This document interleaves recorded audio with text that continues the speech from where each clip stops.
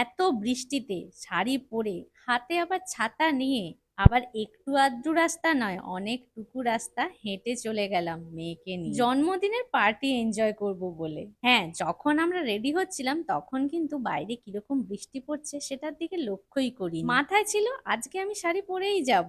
এর আগে একটা ভিডিও পোস্ট করেছিলাম, দিনের বেলায় গেছিলাম বড়ঘর মন্দিরে, আর এটা ছিল সেই দিনই রাত্রিবেলার জন্মদিনের পার্টি।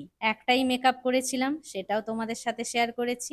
আবার সেই মেকআপেই রাত্রিবেলাতেও একইভাবে শুধু শাড়ি চেঞ্জ করে চলে গিয়েছিলাম। কিভাবে একই দিনে একটা মেকআপ টাচ আপ করলাম সেটাও তোমাদের সাথে আমি শেয়ার করেছি আমার পায়েলস মেকওভার পেজে। রেডি হওয়ার আগে আবার একটা ফেসিয়াল এসে গেল, সেটা করলাম কিছুক্ষণ। তো ভীষণ টায়ার্ড ছিলাম আর রেডি হতে ইচ্ছেই করছিল না, তাই একই মেকআপেই আমি টাচ আপ করে কোনো রকমের শাড়ি পরে চলে গেলাম। আর রেডি হতে হতে এনার তো আমার কাছে সাজতেই হবে, বিশেষ করে চুলটা বাঁধতে হবে আর একটু কাজলও পরতে হবে।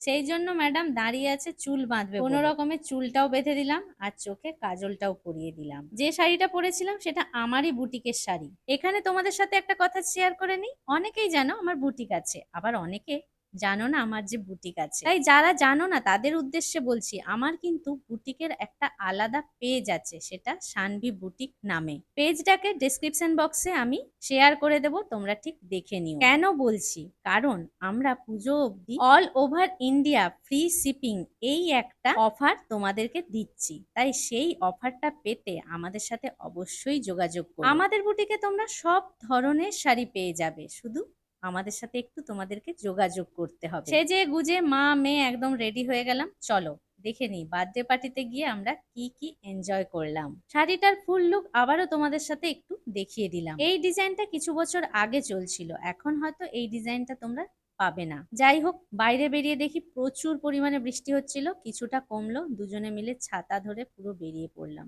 কেন, সানভীর বাবাও গাড়ি নিয়ে আসতে পারছিল না, ভীষণ বৃষ্টি পড়ছিল, তাই হেঁটে হেঁটেই আমরা পুরো অনেকটা অবধি চলে গেলাম। গিয়েই পেয়ে গেলাম কোল্ড ড্রিঙ্কস আর চিকেন পকোড়া। যাওয়ার সাথে সাথেই সব বাচ্চাদের সঙ্গে বেশ কিছুটা সময় রাই কি খাচ্ছে, রাই কি খাচ্ছে, রাই মাংস খাচ্ছে না পকোড়া? হ্যাঁ, কি পকোড়া? ও বাবা, কেমন লাগছে কেমন লাগছে, একটু দেখাও দেখাও। ও মা, দারুন টেস্টি, দারুন দারুন।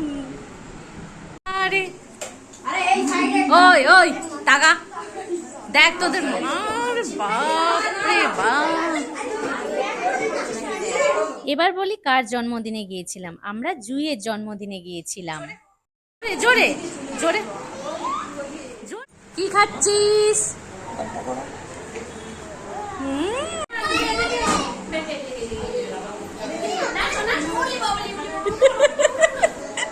কি অবস্থা, দেখো দেখো দেখো দেখো দেখো। ও মা,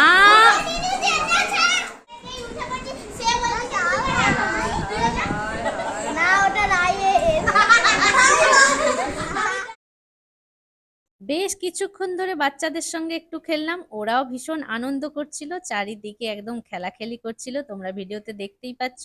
ছেলেদের একটা দল ছিল, মেয়েদের একটা দল ছিল, মেয়েরা বসে তবুও আনন্দ উৎসব করছিল, কিন্তু ওরা তো ছেলেদের কথা বাদই দাও, ওরা মারপিট করে যাচ্ছে, দেখতেই পাচ্ছ ভিডিওতে।